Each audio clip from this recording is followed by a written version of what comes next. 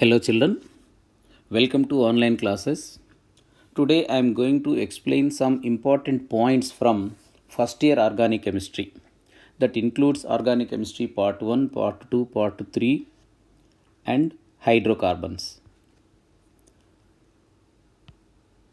The study of organic compounds is called organic chemistry. Compounds which are produced by living organisms are called organic compounds. These are also called carbon compounds. Compounds which are formed by carbon with the help of some other elements like hydrogen, oxygen, nitrogen, halogen, phosphorus, sulfur are called carbon compounds. So, the branch of chemistry which deals with the study of carbon compounds is called chemistry of carbon compounds or organic chemistry. Carbon alone, with the help of these elements, can form some millions of compounds. That's why we have to study these compounds separately under organic chemistry. Coming to the reason why carbon is able to form some millions of compounds. Catenation. Atoms of same element join each other forming long chains, rings called catenation. So element with highest catenation capacity is nothing but carbon only. Next, the bonds formed by carbon are stable. When carbon is going to form a bond, definitely hybridization is taking place. Carbon forms stable single bonds, stable double bonds, stable triple bonds not only with other carbon but also with other atoms. Next one, isomerism.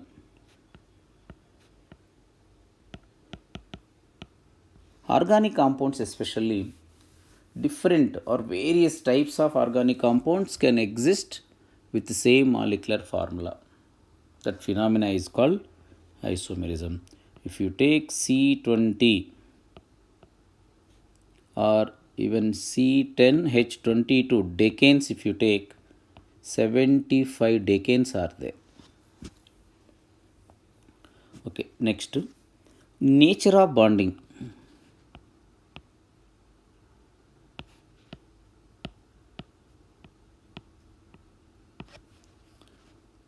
The excited electronic configuration of carbon 2s1, 2px1, 2py1, 2pz1, 4 are filled orbitals.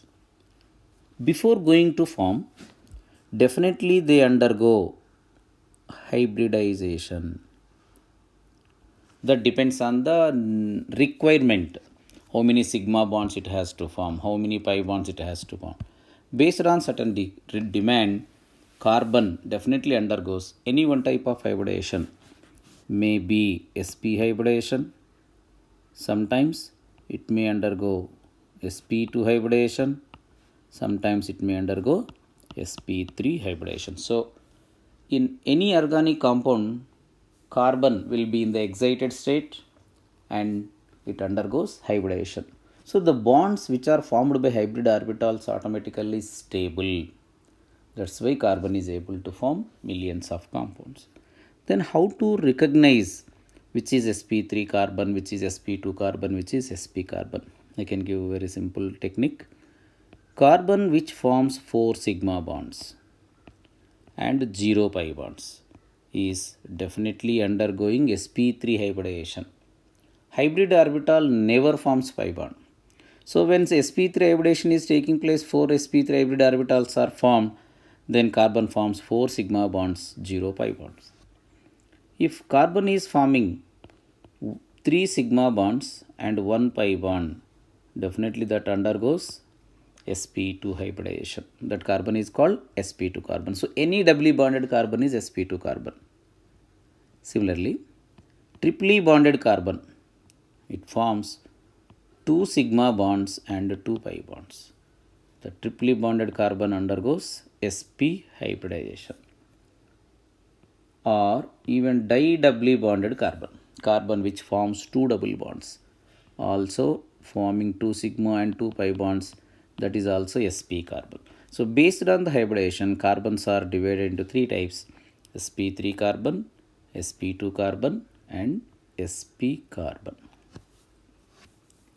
Next, how to recognize when the structural formula is given.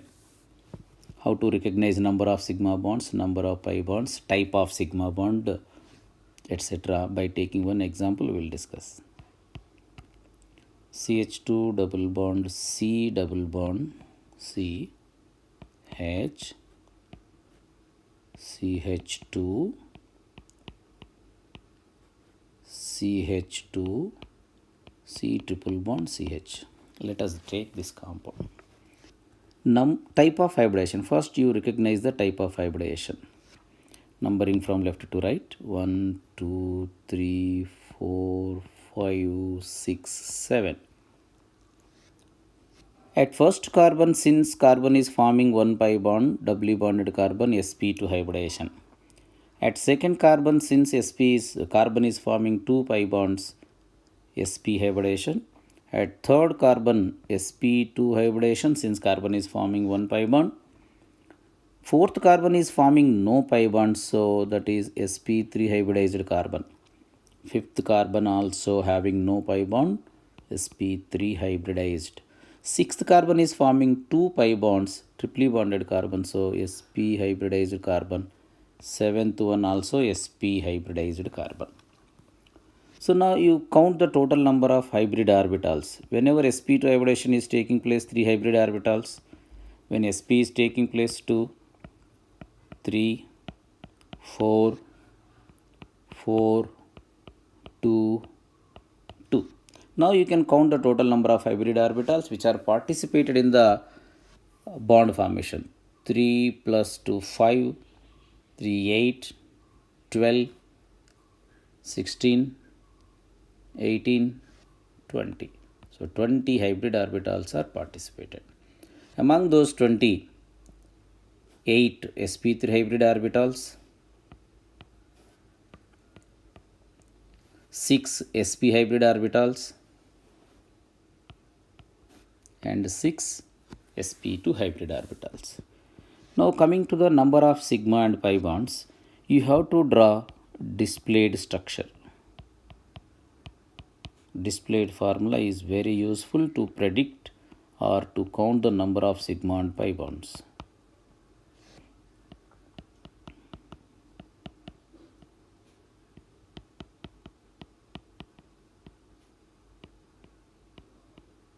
This is displayed formula. Now sigma, sigma, sigma, sigma, sigma.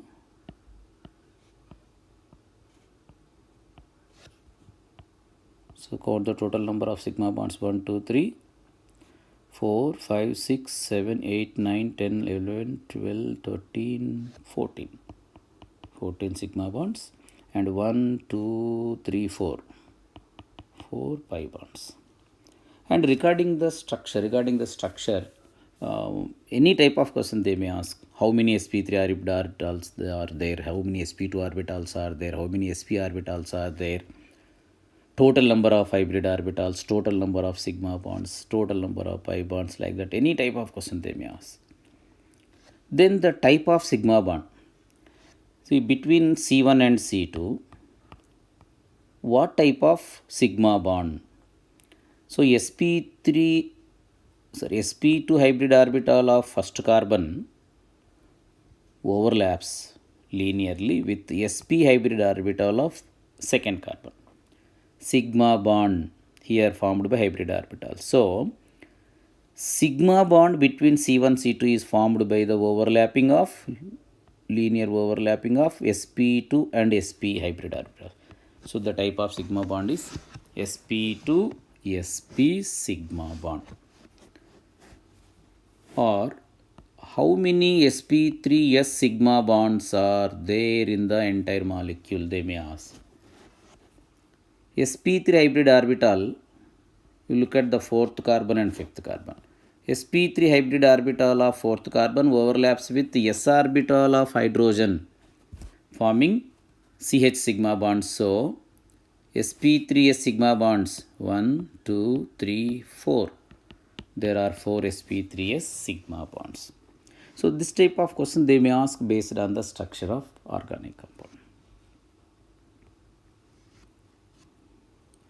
Next, based on the number of carbons to which given carbon is attached, again carbons are divided into 1 degree, 2 degree, 3 degree, 4 degree carbons. Let us take one structure.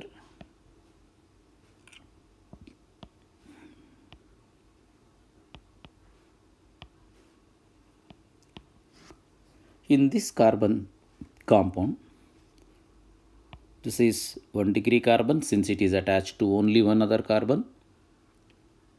This is 3 degree carbon, 1 degree carbon, 2 degree carbon, 4 degree carbon or quaternary carbon, neocarbon. 1 degree carbon, 1 degree carbon, 2 degree carbon, 1 degree carbon. So even they may ask how many 1 degree carbons are there in so and so compound, how many 2 degree carbons are there, how many 4 degree carbons are there. Such type of question they may ask. Similarly, the hydrogens also. Hydrogen which is attached to 1 degree carbon is called 1 degree hydrogen.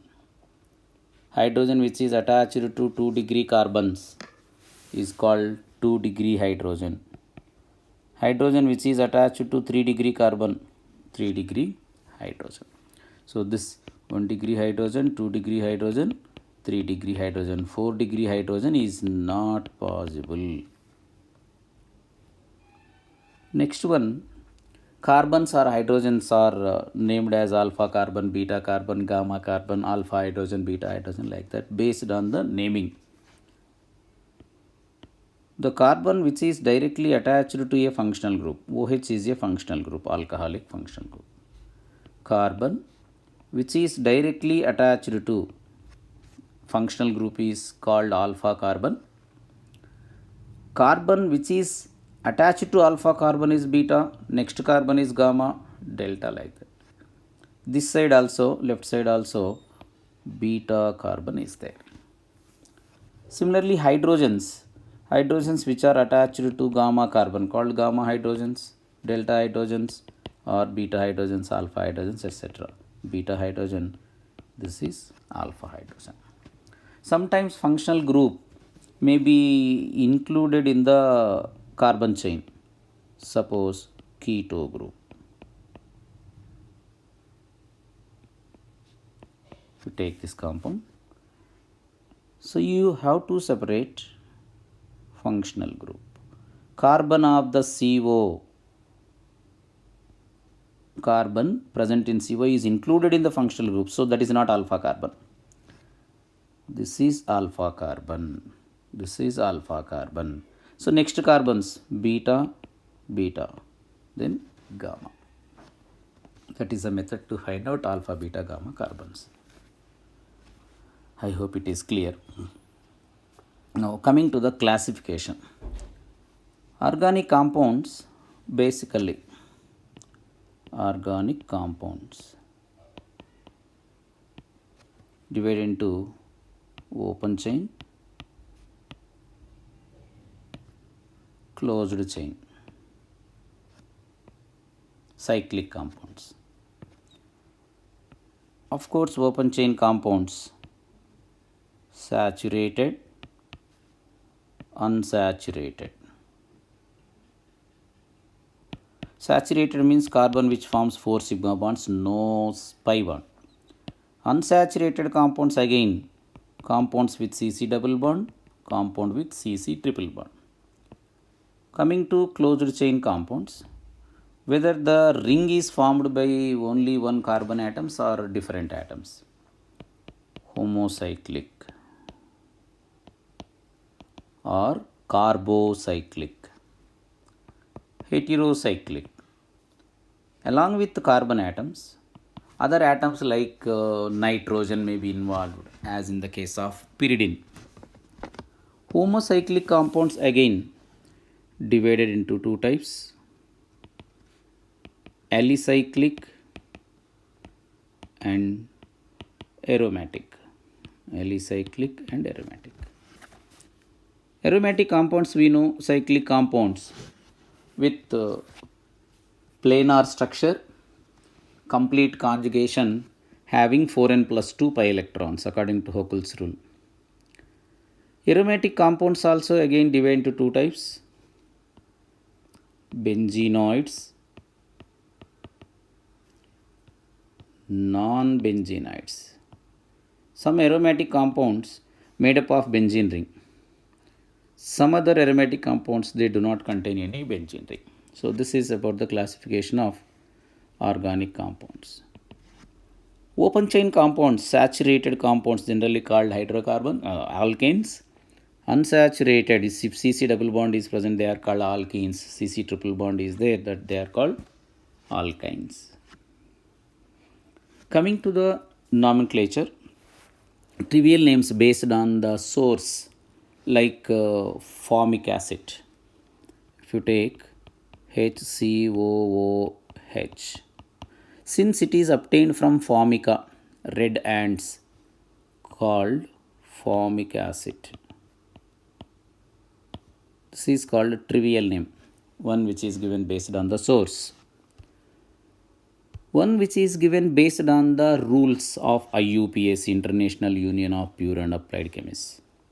That is called IUPAC name. Same HCOOH is named as methanoic acid. Methanoic acid is systematic name.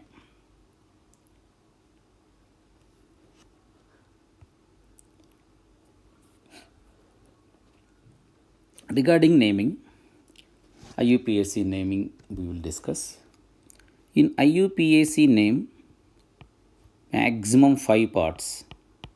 IUPAC name. The main part is root word, which indicates total number of carbons in the main carbon chain, parent carbon chain, longest carbon chain, which is followed by a suffix. Suffix is divided into two types: primary suffix and secondary suffix. Primary suffix indicates the nature of bond: single bond, double bond, triple bond, ane, ene, ine. Secondary suffix indicates the functional group, the group of atoms which can decide the properties to the compound, called functional group, like OH. Similarly, prefix. Prefixes also two types: primary prefix, secondary prefix. Primary prefix indicates the nature of carbon chain, whether it is cyclic or bicyclo or any. Secondary suffix indicates cyclic nature of carbon chain, like cyclo, bicyclo. Primary suffix indicates the substituent, like methyl, chloro, bromo. In any IUPAC name, these two are compulsory: root word and primary suffix. Secondary suffix is optional, secondary prefix is optional, primary prefix also optional. Let us explain by taking only one example. CH3, CH2, CH2, CH3. 4 carbons are there. Root word is but, primary suffix is ane, butane.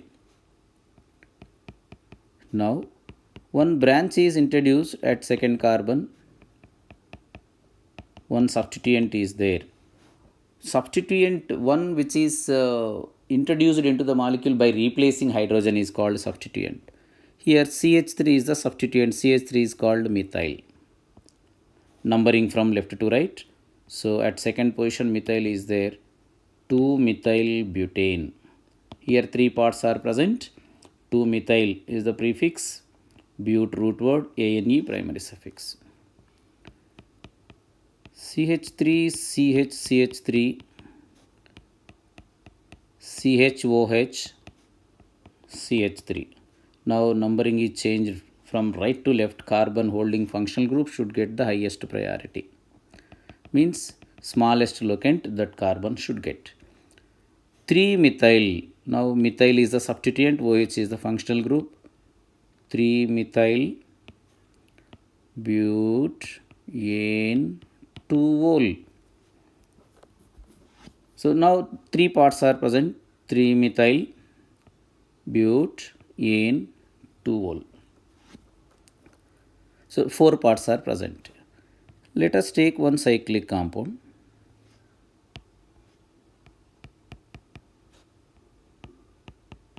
This is a cyclic compound. Numbering.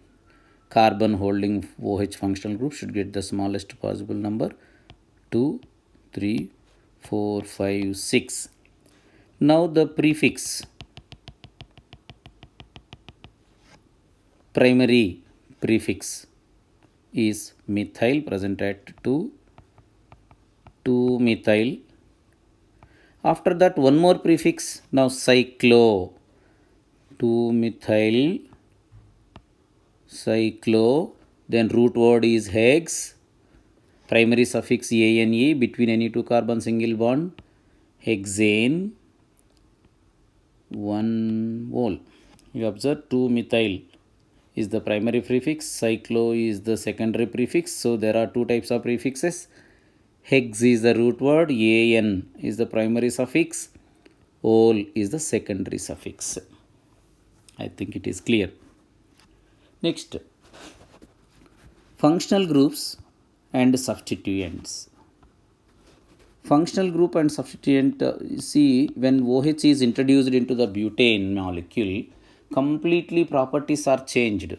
So the group of atoms which can decide the properties to the compound called functional group.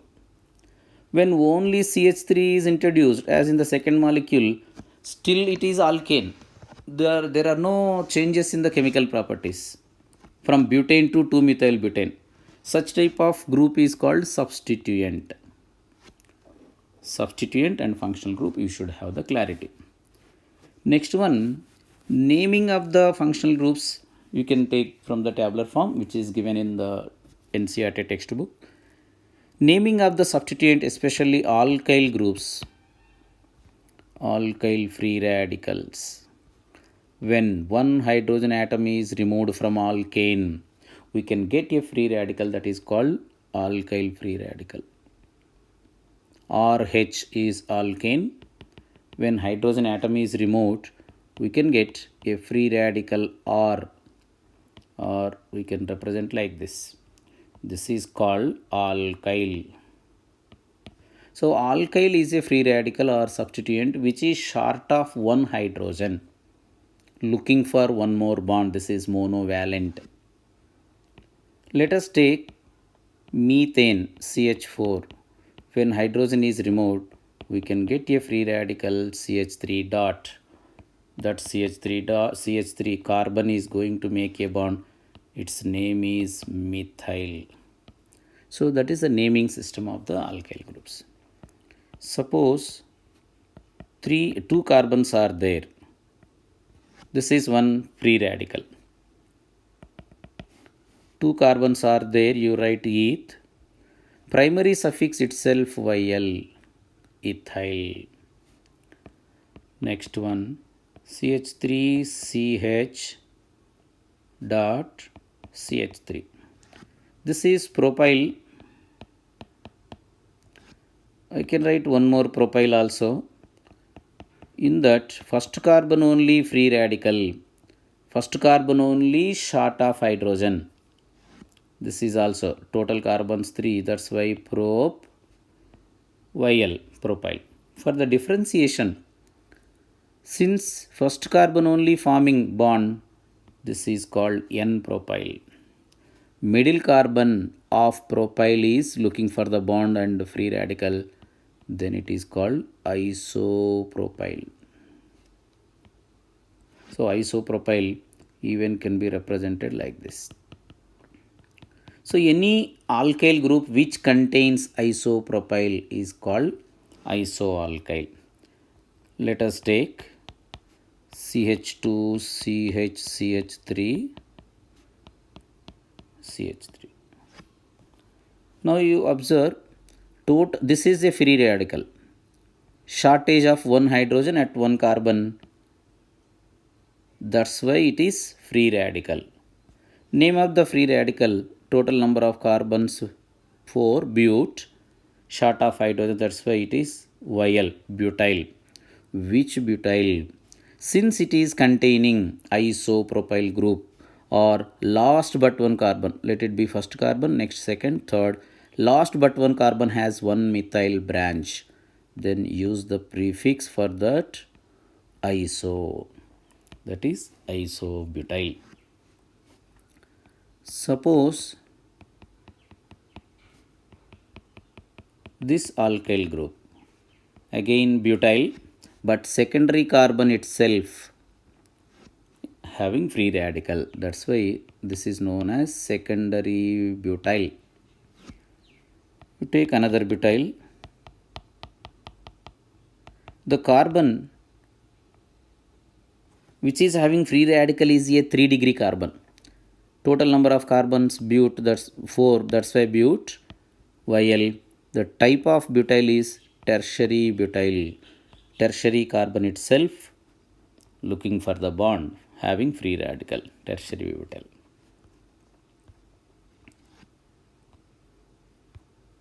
Next, rules for the naming. So first two steps are very important.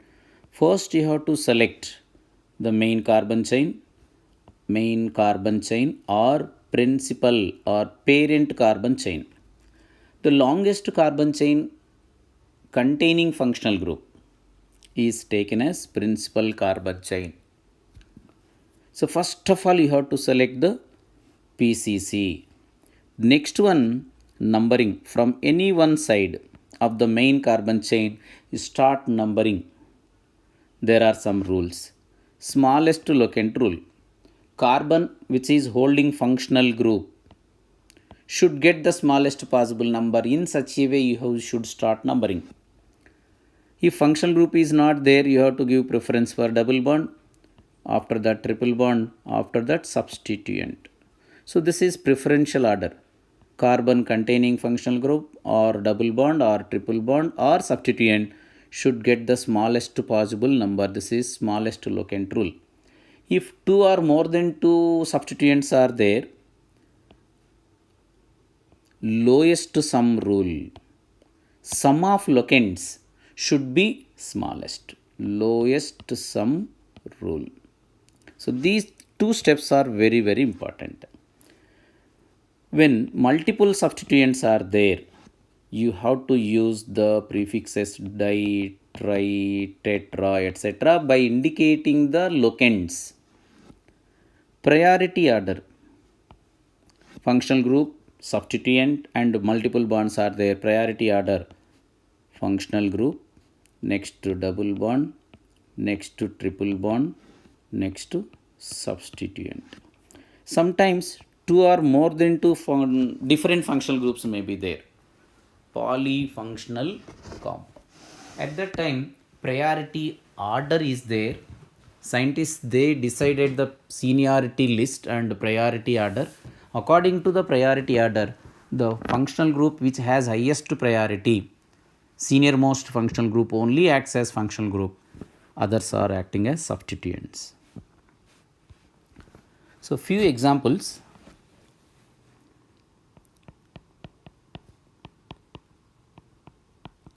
So first you select the main carbon chain. This is the main carbon chain. Then other one is considered substituent, CH3. So then numbering. If you start numbering from right to left, then only the carbon holding substituent gets smallest possible number. 1, 2, 3, 4, 5, 6. So 3-methyl hexane. Next to same compound almost. if you take functional group, then the longest carbon chain containing functional group should be taken as main carbon chain PCC. Now the branch is ethyl. 2 ethyl pentane 1 vol. If two substituents are there, you have to use the prefix di. CH3 is there, identical. So 2 comma 3 dimethyl pentane. If different substituents are there, must be mentioned, must be written in alphabetical order. C2H5 is there, CH3 is there. So now ethyl and this is methyl. Alphabetical order, you have to check the alphabetical order. E comes before M, that's why numbering from left to right. 3 ethyl, 5 methyl heptane. This is heptane. If cyclic compounds are there, so this is 5-membered ring, cyclopentane, cyclohexane, cyclopropane, cyclobutane. Next, 2 different functional groups are there, then we have to select one as main functional group. Suppose OH and NH2 both are there. In preferential order or seniority list, OH gets higher priority, meaning the chemical properties of the entire compound similar to alcohols. That's why the compound belongs to alcohols family. So OH is functional group. NH2 is the substituent. Numbering from left to right, 3 amino you have to use. 3 amino but ane 2ol.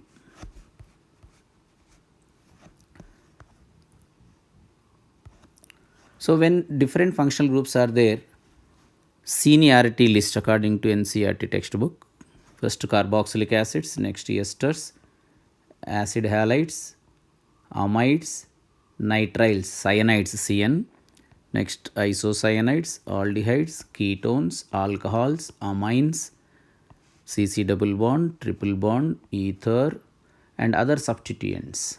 If different substituents are there, you have to take the alphabetical order again. See, fluorine, chlorine, both are there. Chlorine comes first. This is the priority order. This priority order is important. Naming of aromatic compounds. For aromatic compounds, common names, sometimes common names only taken as IUPAC names. Example, this is benzene. Actually, benzene can be named as 1, 2, 3, 4, 5, 6. Cyclohex 1, 3, 5. There are 3 enes. One is started at first carbon, other one is started at third carbon, and third one is started at fifth carbon. 1, 3, 5 triene. This is IUPAC name, but common name is also there, benzene. So according to IUPAC system, they are considering common names also as IUPAC names only for aromatic compounds. Next, when CH3 is attached to the benzene ring, this is called toluene. Like that many are there, just you go through the textbook. When OH only there on benzene ring, phenol. When NH2 only there, aniline. When OH and CH3 both are there, cresol. When NH2 and CH3 both are there on the same benzene ring, toluidine. Like this.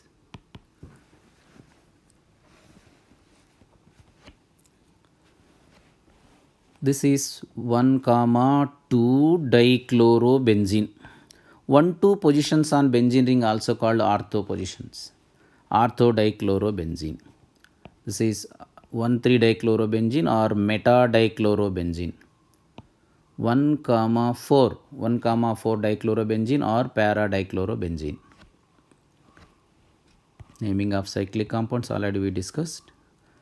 Now isomerism, very important concept. The phenomena in which different organic compounds can have same molecular formula called isomerism. Such type of different compounds with same molecular formula are called isomers. So isomers are different molecules with same molecular formula. Example C2H6O. With this molecular formula there are two compounds. CH3CH2OH is one, other one CH3OCH3. For these two molecular formula is same, that's why they are called isomers, but structure is different. What is the reason why these two are formed as different compounds even though formula is same? Based on that reason, classification of isomerism. These are formed due to difference in the structure, that's why structural isomers. Next, isomerism, classification of isomerism. Isomerism divided into two types.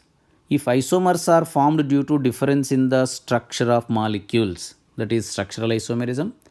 If isomerism is formed due to difference in the spatial orientation of groups around carbon, they are called isomers or stereoisomerism. Structural isomerism again divided into five types: chain isomerism, position isomerism, functional isomerism, metamerism, and tautomerism. Stereoisomerism again divided into two types: conformational isomerism. Conformers, isomers are formed from one another just by rotating the groups around CC single bond, called conformational isomers, and the phenomena is called conformational isomerism. Next, configurational isomerism. One isomer is formed from another isomer after breaking and forming of new bonds only. From one isomer to another isomer we can get by breaking and forming of bonds. Such type of isomers are called configurational isomers. That configurational isomerism again divided into two types: geometrical isomerism and optical isomerism. In brief, we are going to discuss chain isomers. Carbon chain only different. Chain isomers. Let us take two compounds. Bond line model I am giving: N-butane, isobutane. For these two, molecular formula remains same, C4H10, but main carbon chain only different. For the first one, main carbon chain has 4 carbons. For the second one, main carbon chain has 3 carbons. Since main carbon chain is different, they are called chain isomers.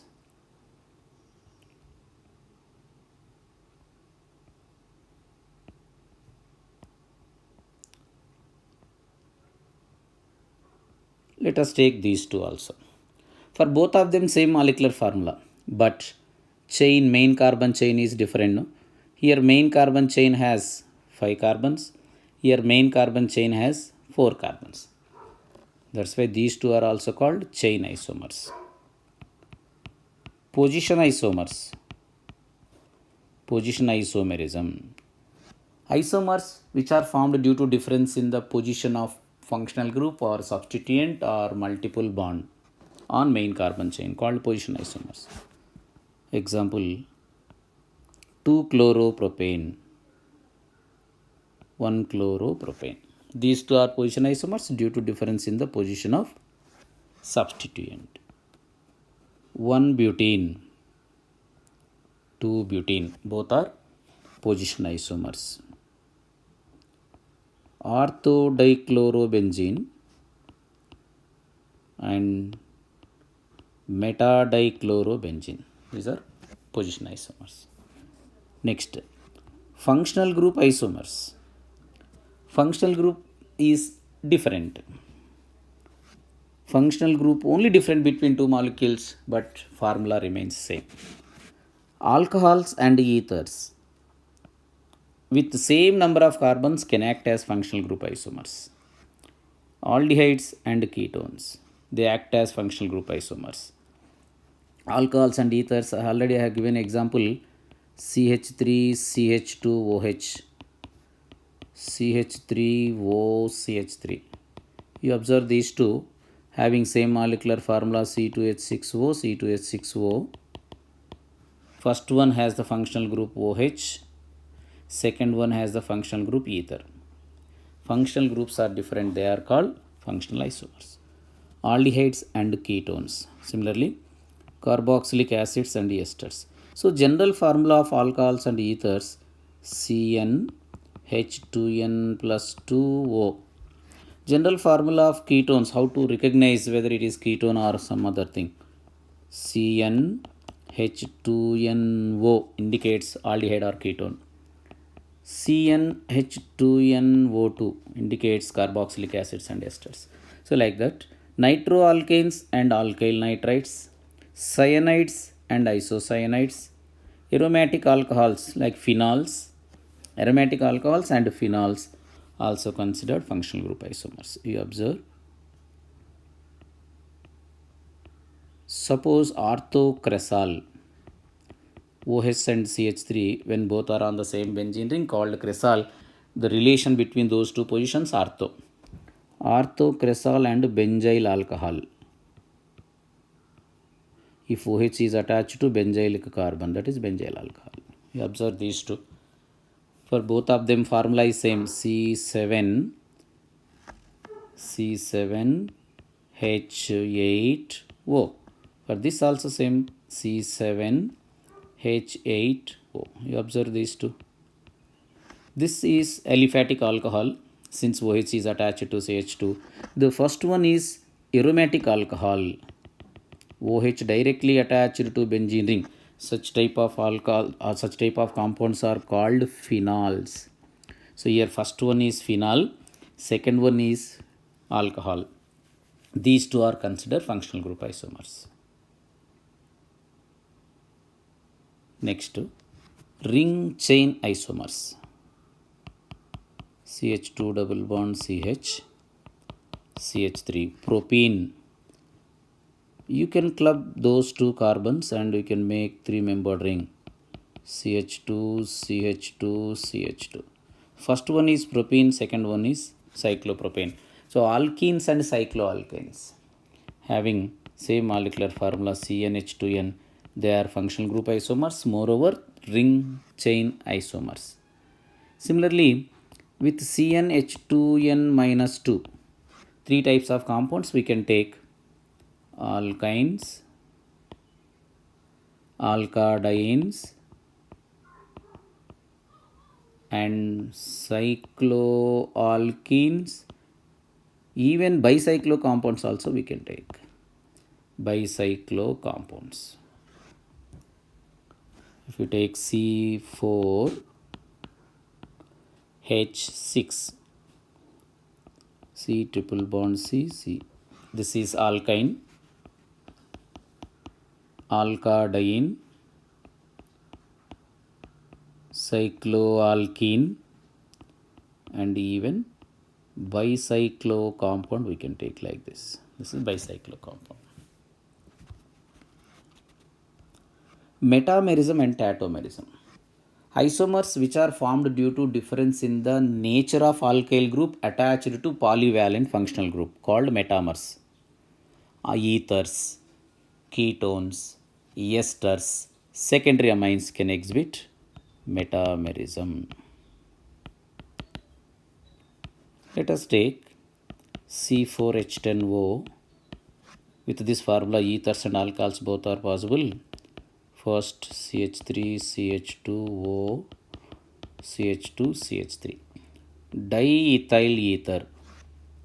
You change the alkyl groups. One side methyl, other side propyl. For both of them same formula. but the difference only in the nature of alkyl groups. These are called metamers. Next one, tautomerism. Tautomers are not actual isomers, not different compounds. Tautomers are different forms of same compound which are interconvertible. One is formed from other one due to migration of hydrogen between two polyvalent atoms. Let us take aldehydes. CH3, CHO, acetaldehyde. If you take, the carbon attached to functional group is alpha carbon. This is alpha hydrogen. Alpha hydrogen is migrated from carbon to oxygen. At that time, oxygen cannot form three bonds. That's why CO pi bond is dropped. Then between two carbons, double bond. Between carbon and oxygen, single bond, and oxygen forming one more bond with OH. This is another form which is formed due to migration of H plus. Next one, H from OH may be migrated to alpha carbon again. Pi bond is shifted. We can get back the previous one. So these two forms form one, form two. Both are formed from one another. Both are in equilibrium. These two are formed by the migration of hydrogen from one polyvalent atom to another polyvalent atom. This type of forms, different forms of same molecule formed due to migration of hydrogen, called tautomers. First one is called keto form. Second one is called enol form. One is keto form, other one is enol form. In second one, CC double bond. Double bond and OL both are on the same carbon. That's why that is called enol form. The entire tautomerism is keto-enol tautomerism. Next, stereoisomerism. Isomerism arises due to difference in the spatial orientation. Due to difference in the spatial orientation of groups around carbon, called stereoisomerism. Geometrical isomerism and optical isomerism and conformational isomerism. There are three types. First, conformational isomerism. Isomerism arises due to free rotation around CC single bond, called conformational isomerism. They are called conformers. Otherwise, conformational isomers or rotamers.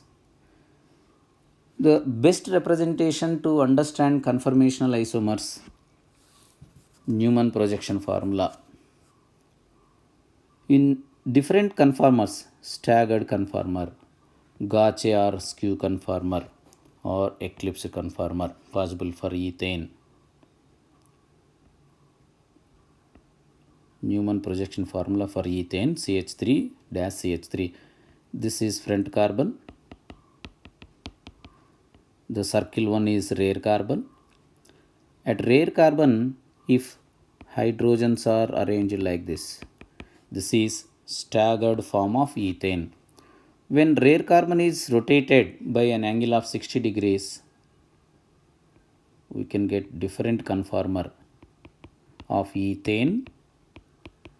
In this, front side CH bond is blocking back side CH bond. This is called eclipsed conformation.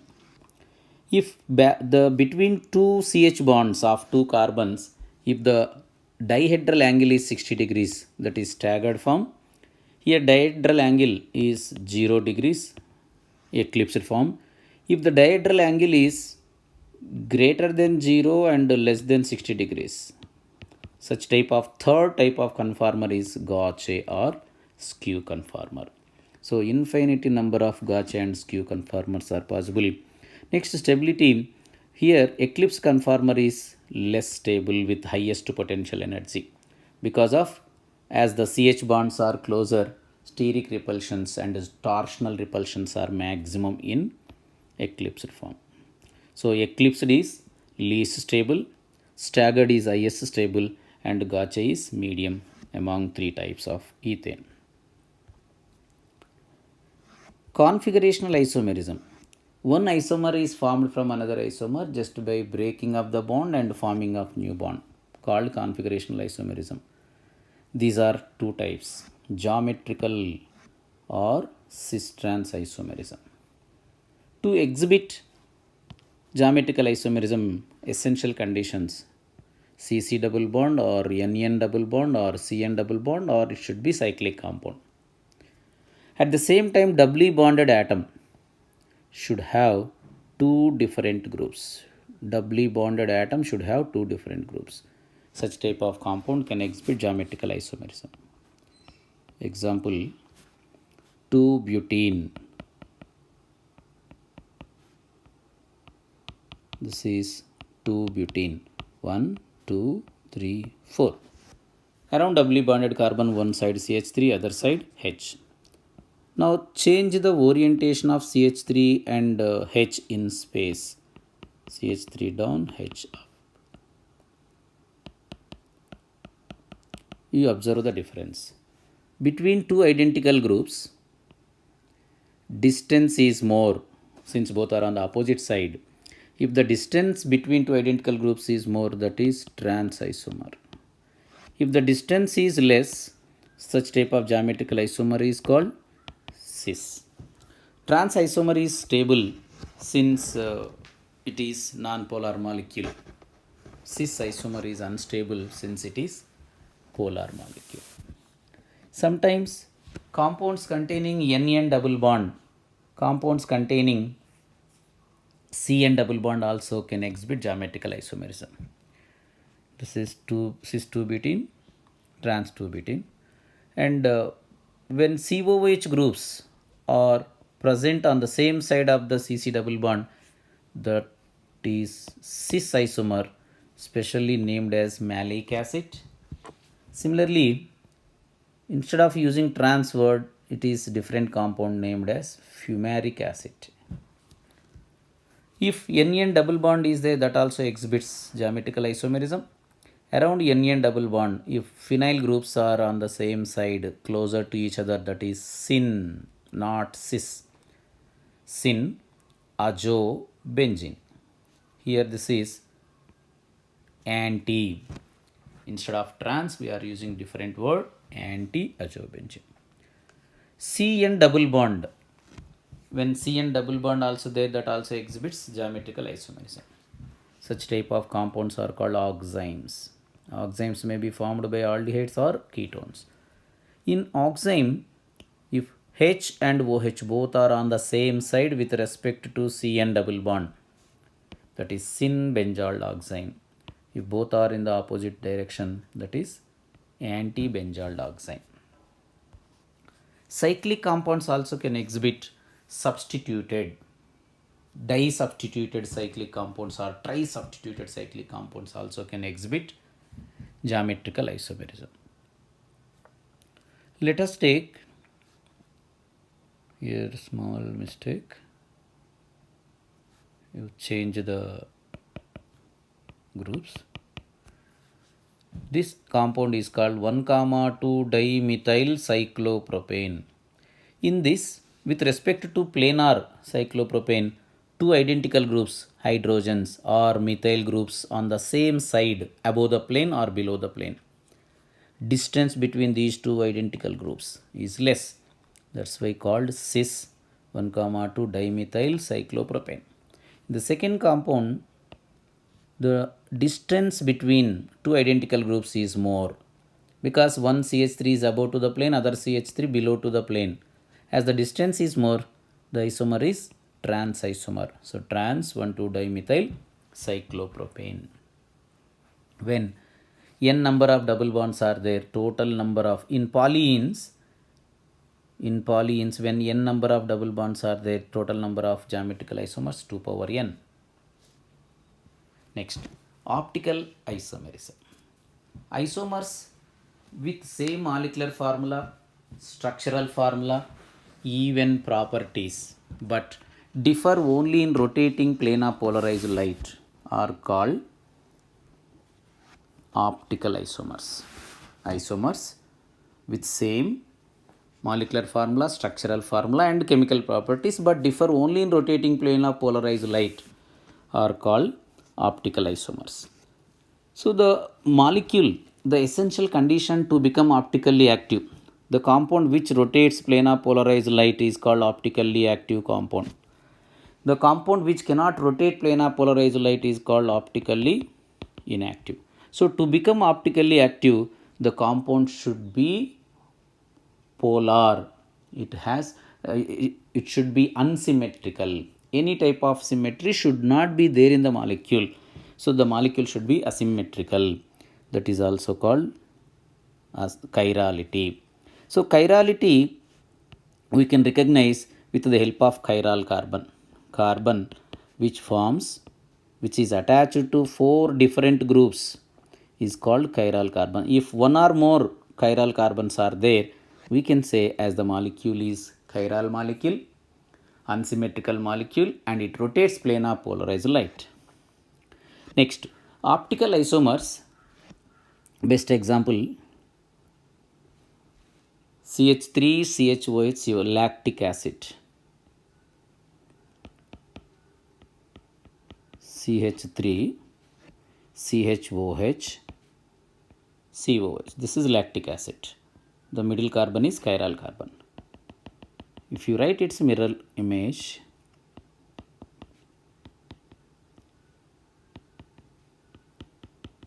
so now you observe these two. Both are mirror images of each other. Both are non-superimposable.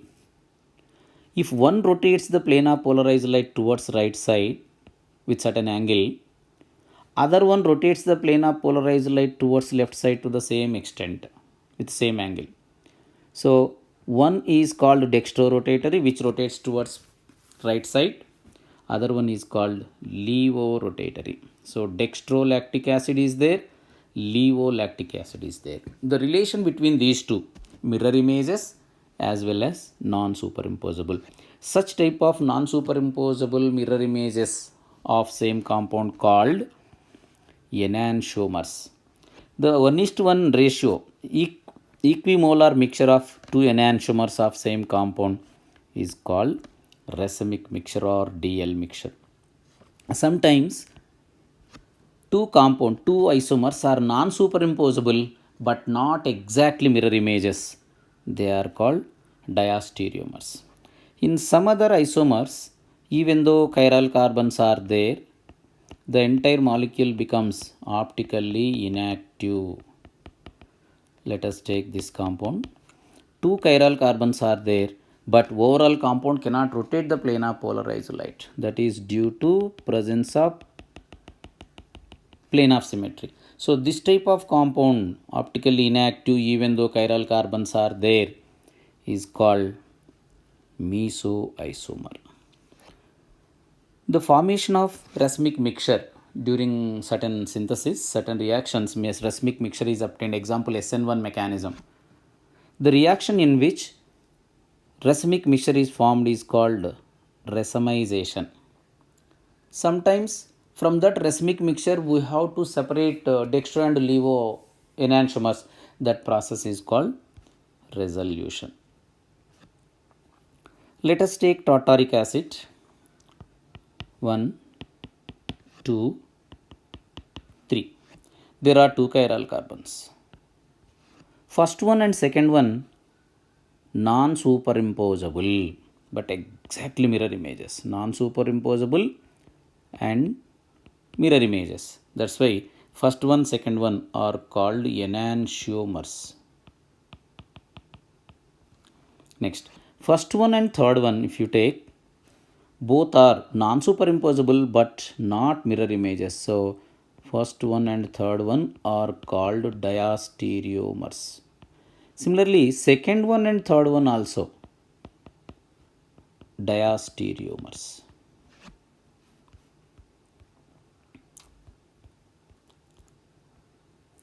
So now next part, general organic chemistry, which includes organic reaction. You must go through the synopsis, not easy to cover all those. Cleavage of the bond, homolytic cleavage, heterolytic cleavage, And reaction takes place when reagent attacks on substrate. That substrate may be converted into unstable intermediate or transition state and then converted into product. So the attacking agents may be two types, nucleophiles and electrophiles. Next, electronic displacements. Since organic compounds are formed by covalent bonds, the electrons present in bond, maybe sigma bond, maybe pi bond, may be present in lone pair. They may be transferred from one place to another place, leading to the change in properties. They are called electronic displacements. Electronic displacements are four types: inductive effect, mesomeric effect, electromeric effect, and hyperconjugation. Then you cover the types of reactions: nuclear substitution reactions, elimination reactions, addition reactions mainly. Substitution reactions again three types: free radical substitution, nucleophilic substitution, electrophilic substitution. Like that, addition reactions also three types: electrophilic addition reaction, free radical addition reaction, and nucleophilic addition reactions. Elimination reactions: alpha elimination reaction, beta elimination reaction, gamma elimination reaction. Next, by applying electronic displacements, we can find out the relative acidity or basicity. When two acids are given, which is stronger acid, which is weaker acid. By applying the concept of inductive effect and resonance effect, we can say which is stronger acid or which is weaker acid. So relative acidic strength and relative basic strength we can identify by applying the concepts of four types of electronic displacements. Similarly, reactive intermediates: carbocation, carbene ion, free radical, carbene, nitrene, benzene. These are formed as intermediates, highly unstable. As soon as they are produced in a reaction, they are involved in a reaction and finally no more intermediates. So in the beginning and at the end of reaction, these are not present. Such type of intermediates are called reactive intermediates. So you have to cover all these. Very important one.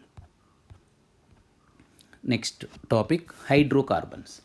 Organic compounds which are made up of only two types of elements, hydrogen and carbon, called hydrocarbons, like alkanes, alkenes, alkynes, benzene, etc.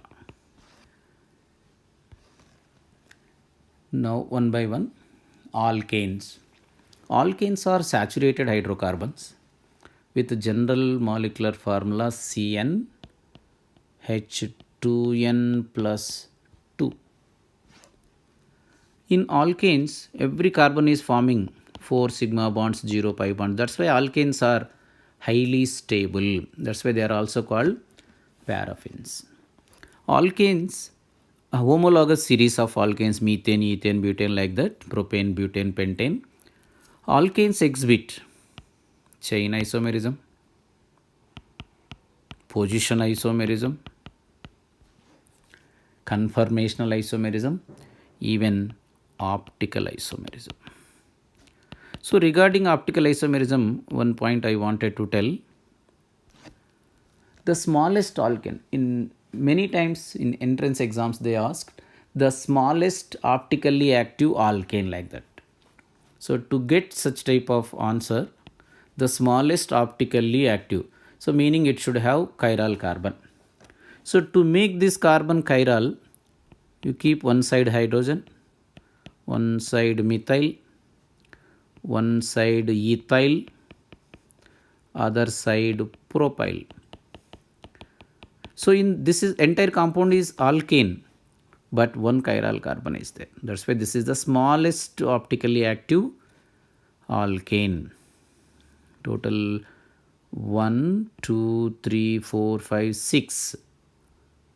3 methyl hexane is the smallest optically active alkane. Heptane, this is heptane C7H16. The molecular weight is exactly 100. So that is the method how to recognize the smallest optically active alkane. Methods of preparation, just you must go through the methods of preparation, we cannot cover, but important methods. What's reaction? Alkyl halide, when it is reacted with sodium in the presence of dry ether, it becomes free radical, alkyl free radical. Any two such type of free radicals get combined forming alkane. What's reaction is used to prepare alkanes with symmetrical alkanes, and alkanes with double the number of carbons. If you take methyl chloride, two molecules are participated, you can get ethane. If you take ethyl chloride, then the alkane obtained is butane. So you observe symmetrical alkanes with even number of carbons is obtained. When we want to prepare alkane with odd number of carbons like C3H8, we have to take the mixture of two types of alkyl halides, say methyl chloride and ethyl chloride. If you take this mixture and subject it to Wurtz reaction, we can get propane, but along with propane, we can get ethane and butane also. As a mixture we can get. From this mixture again we have to separate propane, so automatically yield will be less. So Wurtz reaction is preferred to prepare alkane with symmetry and even number of carbons. By this method you cannot prepare methane, that is a disadvantage. And Kolb's electrolysis also same method. Aqueous solution of sodium or potassium carboxylate, when subjected to electrolysis, same procedure. At anode, alkyl free radicals are produced.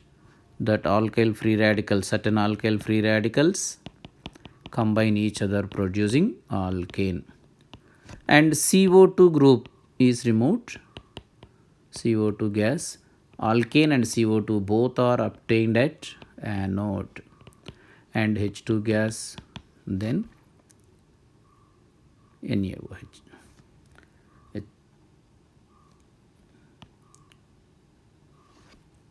These are obtained at cathode. By this method also we cannot prepare methane. When different types of sodium salts of carboxylic acids is taken, we can get the mixture of three types of alkane similar to Wurtz reaction. Next, from alkenes or from alkynes, by the hydrogenation we can prepare alkanes. When alkene is subjected to hydrogenation, reaction with hydrogen in the presence of nickel or palladium or platinum, any one we can use. If Raney nickel is used, we can get alkane. Such type of hydrogenation is called Sabatier-Sunderens reaction. When alkyne is taken, it takes 2 moles of hydrogen to give alkane. That is Sabatier-Sunderens reaction. Decarboxylation. Sodium salt of carboxylic acid on heating with soda lime. NaOH and CaO mixture is called soda lime. So alkyl group is separated because of the elimination of CO2. That alkyl group combines with hydrogen forming alkane, and CO2 which is eliminated combines with Na2O. The final product obtained here is Na2CO3. Even alkanes also obtained from carbonyl compounds by the reduction. Aldehyde or ketone, when subjected to reduction by zinc amalgam in HCl, nascent hydrogens are attached, we can get alkane. This is called Clemenson's reduction. Instead of zinc amalgaming HCl, hydrazine followed by potassium hydroxide in ethylene glycol is used. Same alkane we can get, that is called Wolff-Kishner reduction. From alkyl halides, even by reduction by using certain reducing agents like LiAlH4, zinc copper couple in ethyl alcohol, by using any one reducing agent, alkyl halides are reduced to give alkanes. These are all different methods of preparation. Just you go through the synopsis. Chemical properties, especially we have alkanes undergo substitution reactions. Substitution reactions. Free radical substitution reaction, especially free radical substitution reactions. Halogenation example. When methane is reacted with halogen in the presence of sunlight, one by one hydrogens are substituted by halogens. CH3x, CH2x2, CHX3, CX4. Monohaloalkane, dihaloalkane, trihaloalkane. This is perhaloalkane. When we want to get only monohaloalkane as major product, alkane should be in excess. When we want to get perhaloalkane as major product, halogen should be in excess. So now regarding substitution takes place in 3 steps: chain initiation step, chain propagation step, and chain termination step. Next one, how many monochlorination products are obtained from so and so alkane? That is very common question in entrance examination. Let us take propane. When propane is subjected to monochlorination, only one chlorine must be introduced into the molecule. So when hydrogen is replaced from terminal carbon, we can get 1-chloropropane. When hydrogen is replaced from middle carbon, we can get 2-chloropropane. So 2 types of monochlorination products are obtained. In between these two, 2-chloropropane is the major product. So regarding the reactivity, rate of reaction with respect to halogen, fluorine very high reactivity, chlorine, next to bromine, next to iodine. Fluorination is explosive reaction, iodination is very less. That's why by the direct halogenation we can prepare alkyl halides and alkyl bromides only, not alkyl fluorides and iodides. Reactivity with respect to type of hydrogen: 1 degree hydrogen, 2 degree hydrogen, 3 degree hydrogen. If you take with respect to towards chlorination, 1:3.8:5. So order of reactivity increases with degree of hydrogen. 3 degree hydrogen is almost 5 times more reactive when compared with 1 degree hydrogen.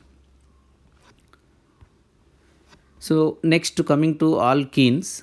Alkenes are unsaturated hydrocarbons containing CC double bond with the general molecular formula CnH2n. Alkenes can have the general molecular formula CnH2n. With this formula, even cycloalkanes also there. Alkenes exhibit chain isomerism, position isomerism, geometrical isomerism, also exhibits geometrical isomerism, and then optical isomerism. The alkene with the smallest alkene which is optically active, to get that one it should have at least 1 chiral carbon. To get smallest, 1 chiral carbon is enough. So first of all, you keep hydrogen one side, CH3 one side, CH2 CH3 other side, and CH double bond CH2. Then only it becomes alkene. So 1, 2, 3, 4, 5. 3 methyl. 1, 2, 3, 4, 5. 3 methyl pent 1 ene is the smallest optically active alkene. Alkenes also called olefins. In alkenes, at doubly bonded carbon, it undergoes sp2 hybridization. Bond angle is 120 degrees. Methods of preparation. Alkenes are prepared from alkynes by controlled hydrogenation. Let us take 2-butane. When it is subjected to hydrogenation in the presence of palladium, final product obtained is butane. If it is subjected to controlled hydrogenation, controlled hydrogenation can be done by decreasing the catalytic activity of palladium, hydrogen, palladium and barium sulfate.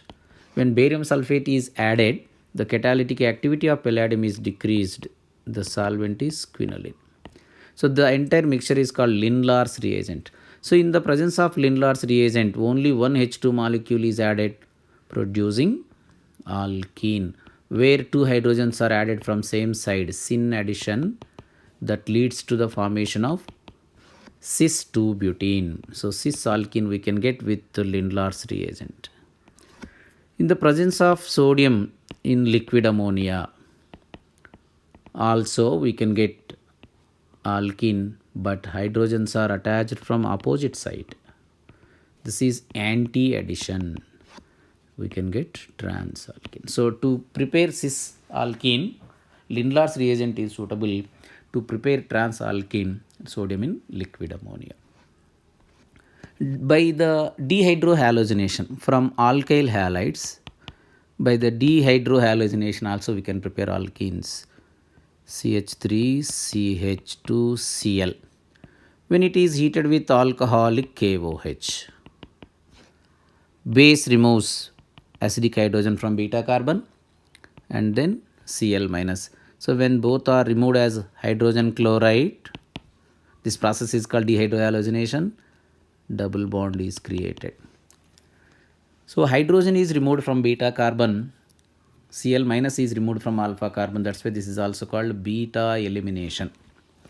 If two types of beta hydrogens are there, we can get two types of alkenes. Let us take 2-chlorobutane. When 2-chlorobutane is subjected to dehydrohalogenation, we can get two types of products, 2-butene as well as 1-butene. So when hydrogen is removed from left side beta carbon, we can get 1-butene. When hydrogen is removed from right side beta carbon, we can get 2-butene. In between these two, 2-butene is the major product. So according to Sedgwick's rule, during the beta elimination, hydrogen is eliminated from beta carbon with less number of hydrogens, preferably to give major product. So there are two options. We can remove beta hydrogen from CH3 carbon as well as from CH2 carbon. The preference will be given to CH2 carbon to get major product. That is Sedgwick's rule. Sometimes tertiary butoxide is used under high temperature. Under specific conditions, alkene with less number of alkyl substituents also formed as major product. That is Hoffman's rule. Coming to chemical properties, alkenes undergo addition reactions because of CC double bond. Especially they undergo electrophilic addition reactions. Let me explain important one. Hydrogen halide is added. CH2 double bond CH, CH3. To this propene, when HBr is added, H goes to, suppose, terminal carbon, automatically bromine goes to middle carbon to give one product, addition product, CH3, CHBr, CH3. So why not in the opposite way? If H is migrated to middle carbon, we can get another product, CH3, CH2, CH2Br. So in between these two, 2-bromopropane is the major product. Here we can apply Markovnikov rule. During the addition of a polar molecule to unsymmetrical alkene, the electropositive part of polar molecule prefers to go to carbon with more number of hydrogens. So this is to give major product. This is electrophilic addition reaction. The mechanism: first, electrophile is added. From HBr it takes a electrophile, producing two types of carbocations. In between those two, 2-degree carbocation is preferable. That is stable carbocation. So after the formation of 2-degree stable carbocation, next nucleophile attacks to give the major product. So via stable carbocation, major product is produced. Since intermediate carbocation is formed in this mechanism, there is a chance for the rearrangement of carbocation and unexpected product we may get as major product. Okay, one more anti-Markovnikov's rule. In the presence of alkyl peroxide, same HBr is added in opposite way. In the presence of alkyl peroxide, addition of HBr only applicable, we can get two types of products, but 1-bromopropane is the major product in this case. This is known as peroxide effect, Kharasch effect, or anti-Markovnikov's addition.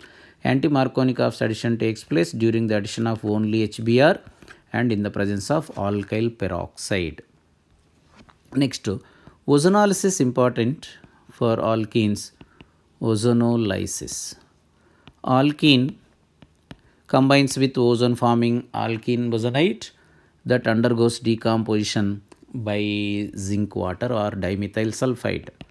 First ozone is added, second decomposition by zinc H2O. So how to write the product you observe? Just you break the double bond between two carbons and attach oxygen to that doubly bonded carbon through double bond. Then it becomes carbonyl compound. So alkene undergoes ozonolysis to give carbonyl compounds. If you take example CH3, CH double bond, CCH3, CH3. Let us take this example. How to write the products? Break the double bond, attach oxygen to both the carbons. So CH3, CH, CH3, CCH3. For each carbon you attach oxygen through double bond. So one is aldehyde, acetaldehyde, other one is ketone, acetone. If it is cyclic compound, you can break the double bond. Same procedure. So now you can get aldehyde one side, other side ketone. So 1, 2, 3, 4, 5, 6, 7. 6-oxo hept ane all. That is a product obtained. Sometimes they may give ozonolysis products, so you have to predict the alkene. At that time what you have to do, simple, you remove two oxygens, combine both the carbons through double bond.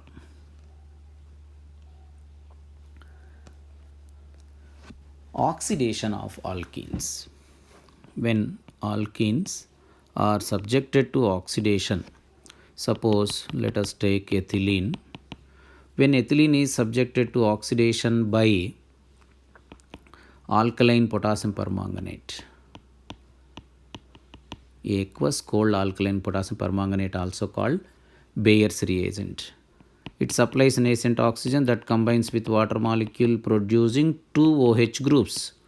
So two OH groups are attached at CC double bond from same side. This is syn addition. Ethylene glycol is the product.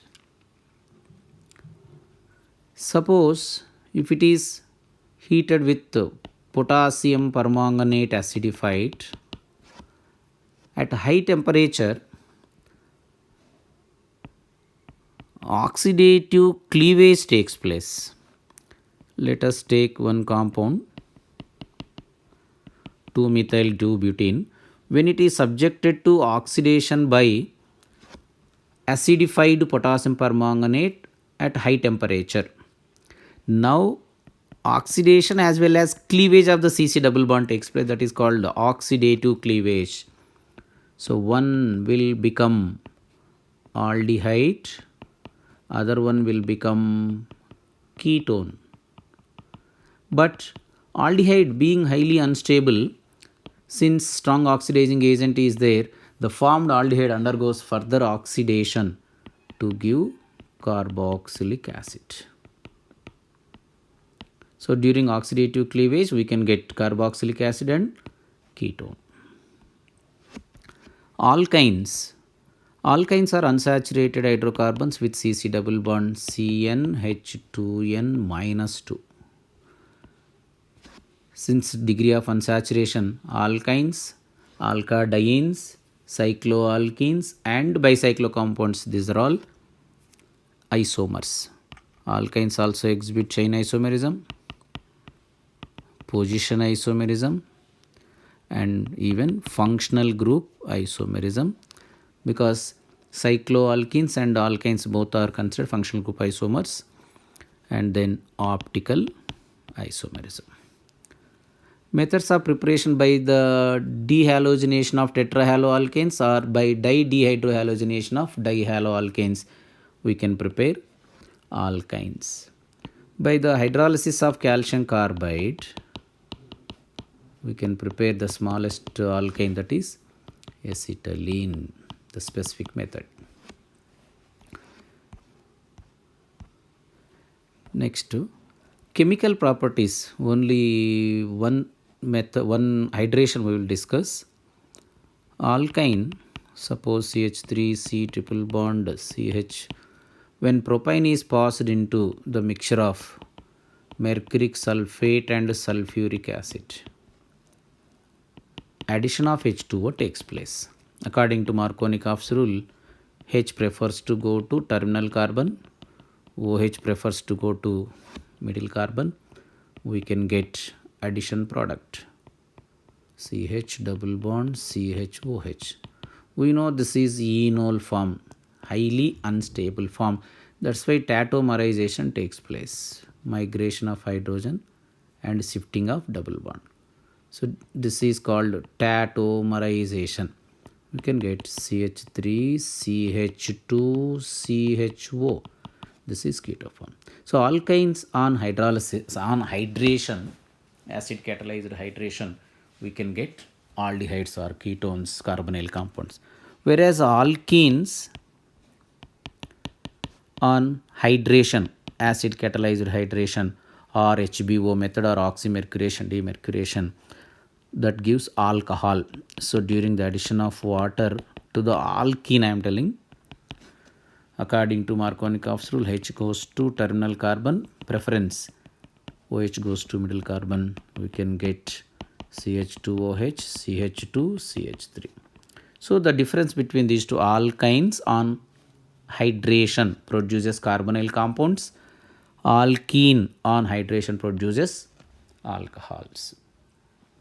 Coming to the last topic, aromatic hydrocarbons. Cyclic compounds, planar, throughout the ring conjugation, that is called complete conjugation, and 4n plus 2 pi electrons, delocalized electrons, maybe 2, maybe 6, maybe 10, maybe 14, so on.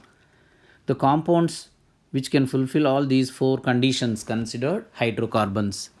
Example, benzene. All carbons are on the same plane, cyclic, throughout the ring conjugation is there, and 6 pi electrons, that's why it is aromatic. Similarly, naphthalene. This is also cyclic, planar, complete conjugation, and 10 pi electrons, that's why aromatic compound.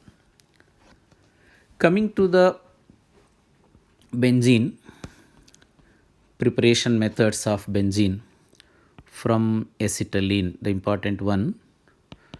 When acetylene is passed through red hot copper tube, red hot copper or iron tube, 3 molecules of acetylene get combined forming benzene.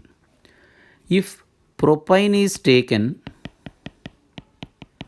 on polymerization or trimerization, we can get mesitylene, trimethyl benzene as product. Next, when phenol is subjected to reduction by zinc metal, we can get benzene.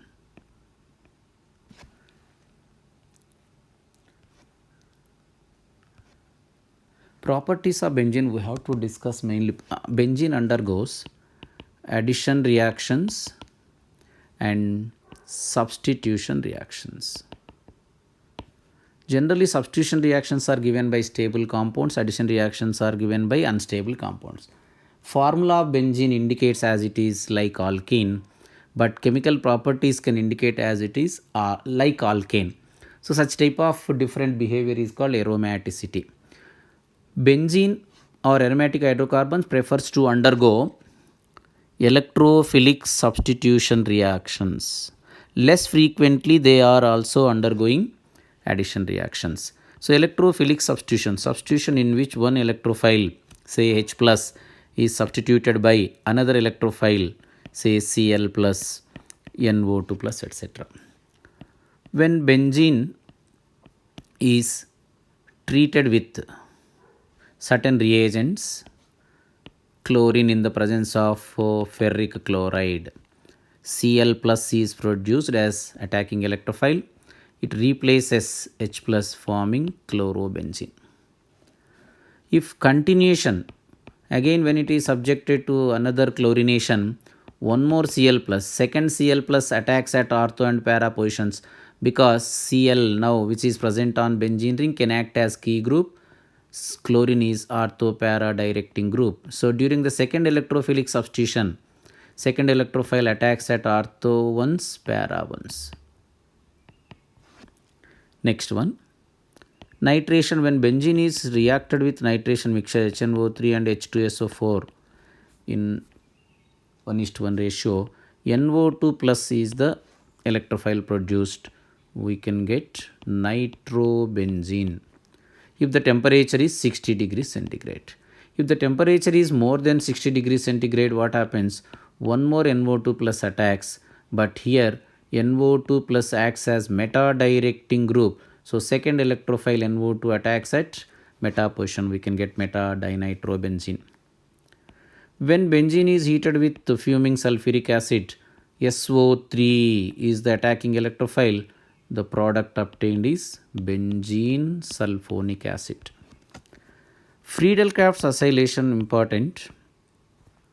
Friedel-Crafts alkylation and acylation. When benzene is reacted with alkyl halide in the presence of anhydrous AlCl3, R plus alkyl carbocation is produced. X minus is taken by AlCl3, that R plus substitutes H plus from benzene ring. Alkyl benzene is formed as the product. Since carbocation is formed here as an intermediate, it may undergo rearrangement, and rearranged carbocation attacks at benzene ring. So we can get unexpected alkyl benzene. Let us take best example, N-propyl chloride plus benzene. When N-propyl chloride is reacted in the presence of anhydrous AlCl3, we can predict as N-propyl group only replacing H plus. So we are predicting N-propyl benzene, but this is not formed. Instead of that, we can get isopropyl benzene, that is cumene. Isopropyl benzene we can get. So the reason, after the removal of Cl minus, we can get 1 degree carbocation. We know 1 degree carbocation is less stable when compared with 2 degree carbocation. That's why immediately H minus from the 2 degree carbon is migrated to C plus. H minus shift leads to the carbocation rearrangement. 2 degree carbocation we can get. That 2 degree carbocation attacks at benzene ring producing isopropyl benzene. So similarly, acylation. When benzene is reacted with acid halide in the presence of anhydrous AlCl3, now acylium carbocation is produced that attacks at benzene ring, replacing H plus. So this is acylium carbocation, RCO plus is acylium carbocation attached to benzene ring. Alkyl phenyl ether is ketone is obtained plus HCl. Benzene also undergoes addition reactions but less frequently. So mechanism etc. just you go through the textbook. There is no sufficient time for us. Structure of benzene. at every carbon in benzene, sp2 hybridization is taking place.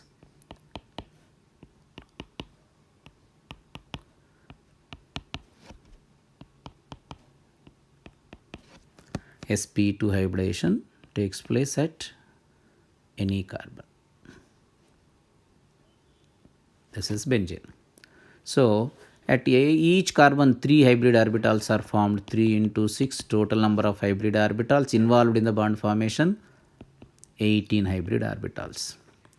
Next, number of sigma bonds, 6 CH sigma bonds, they are sp2s sigma bonds, and 6 CC sigma bonds, they are nothing but sp2 sigma bonds. So total number of sigma bonds 12, total number of pi bonds 3. At any carbon between any two bonds, the bond angle is 120 degrees. But benzene undergoes delocalization of p electrons. That's why between any two carbons there is no sigma bond, there is no single bond, there is no double bond. 1.5 bond only existing due to resonance structures of benzene. Between any two carbons 1.5 bond is present. So all CC bonds are identical.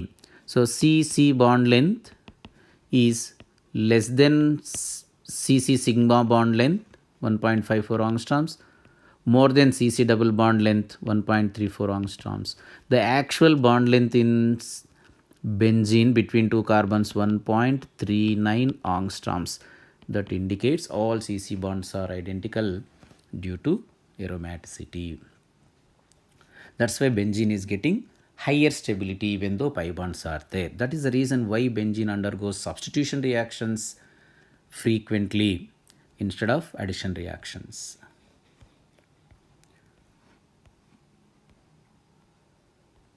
So children, not easy to cover total entire organic chemistry, first year organic chemistry in one session. So my suggestion, just you take one textbook or any one organic book and go through the synopsis. So with this I wanted to conclude.